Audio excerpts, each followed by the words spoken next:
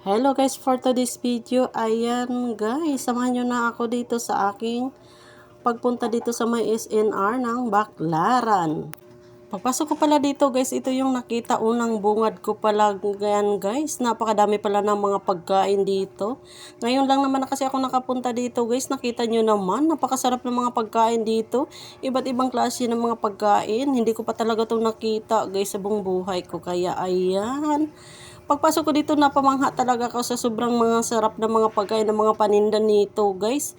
Hindi mo kasi ito makikita dito lang sa may Baclaran, guys. Dito lang talaga to sa may SNR. Kaya yan, guys, nakita ko. Ayan, napakasarap talaga, guys. Ayan. Kaya ito, guys, yung mga muffins na yan, sobrang sarap talaga ito.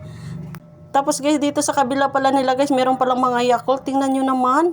Ay, yung mga ano nila guys, yung mga karne. Ayan. Nakabalot-balot pala. Tsaka napaka-presko. Talagang mayayaman lang talaga ang pwedeng pumunta dito.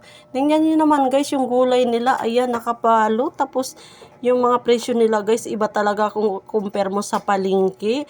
Napaka-fresh talaga ng mga gulay dito guys. At saka mga prutas. Kaya ayan, tingnan nyo naman. Ngayon lang ako nakakita ng ganito.